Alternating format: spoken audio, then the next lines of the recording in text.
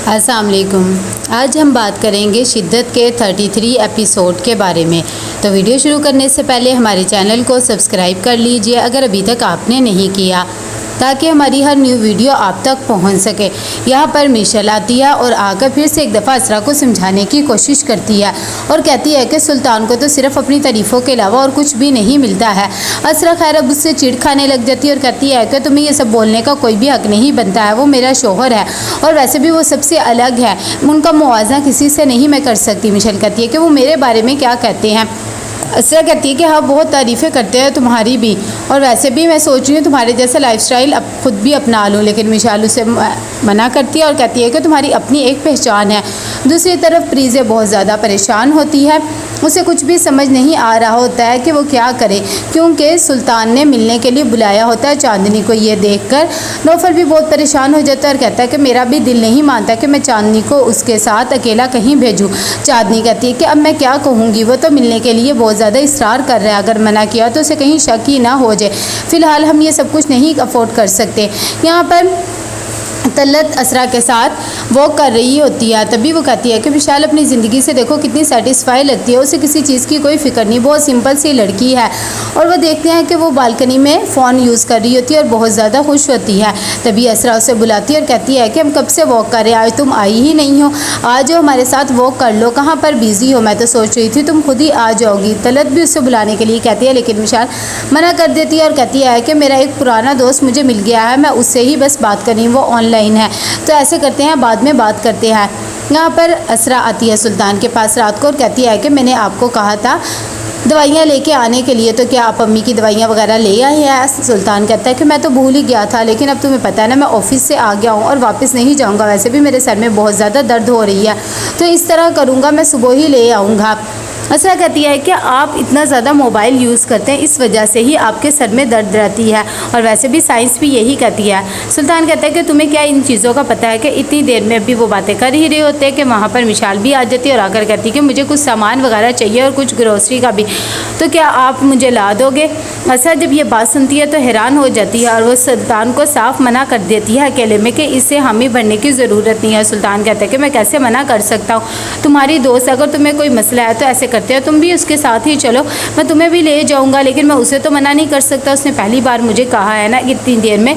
मिशाल भी अपनी लिस्ट लेकर आ जाती है और कहती है कि थोड़ी सी मुझे सब्ज़ी वगैरह भी लेनी है, मैंने वो भी आपको मैसेज कर दिया, तो प्लीज़ आप मेरी चीज़ें ले आएँ। लेकिन वो असरा को भी साथ जाने का कहती है, असरा उसे साफ मना कर देती है।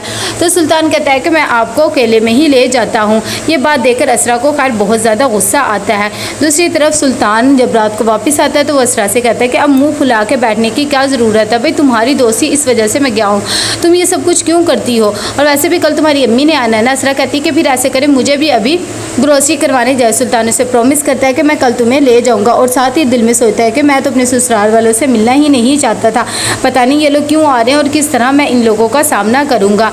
दूसरी तरफ यहाँ पर अगली सुबह होती है तो असरा के घर वाले आ जाते हैं। सुल्तान उनके साथ बहुत अच्छा बिहेवियर रखता है कि इतनी देर में वहाँ पर मिशाल भी आ जाती है और कहती है कि सुल्तान को जैसा मैं समझती थी वैसा तो ये बिल्कुल भी नहीं है। अब मैं उससे बात वगैरह करने लगी हूँ तो पता लगा है कि ये बहुत ही अच्छा इंसान, और खाने की भी बहुत अच्छी खुशबू आ रही थी, तो सोचा मैं भी ज्वाइन कर लूँ। इतनी देर में सुल्तान भी उसे कहता है कि हाँ हाँ बैठ जाओ, वो भी बैठ जाती है और बेतकल्लुफ़ी से बातें करने लग जाती है।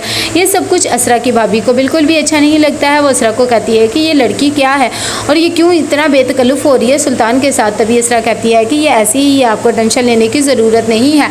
लेकिन उसकी भाभी उसे फिर भी वार्न करनी थी और साथ ही कहती है कि सुल्तान देखो कितने अच्छे तरीके से मामा से बात कर रहा है। असरा भी ये चीज़ देखकर बहुत ज़्यादा खुश हो जाती है कि सुल्तान इतना सेटिस्फाई है। जैसे ही जब चले जाते हैं तो सुल्तान कहता है कि आज मैंने अपनी एक पिक्चर लगाई थी और देखो अभी लगाई ही है कि लाइक भी आने लग गए हैं, तुम बताओ सबसे पहला लाइक किसका हो सकता है, अगर तुम सही गेस कर लोगी तो मैं मान जाऊंगा। असरा कहती है कि ज़ाहिरी बात है किया होगा, मेरी भाभी ने लाइक कर दिया होगा या फिर आपको शियान ने किया होगा, लेकिन वो कहता है कि ऐसी बात नहीं है, मुझे मिशाल ने किया है। ये बात सुनकर उसे गुस्सा आ जाता है और सुल्तान दिल में सोचता है कि बस मैंने तो अपना काम कर लिया, अब बाकी असरा खुद ही उससे नफरत करने लग जाएगी।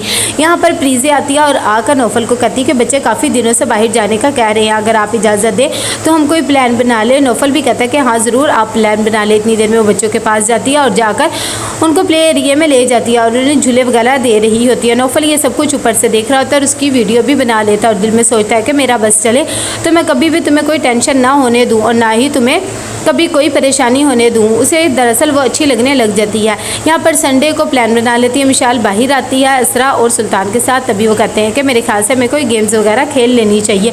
सुल्तान भी जब उनके साथ बाहर आता है तो कहता है कि आपने तो ये बहुत ही अच्छा बना लिया है प्रोग्राम, वैसे भी संडे को घर रहकर बोर हो जाते हैं और सारा दिन यही सोचते रहते हैं कि अब क्या करें अब क्या करें। इतनी देर में वो लोग खेलने लग जाते हैं।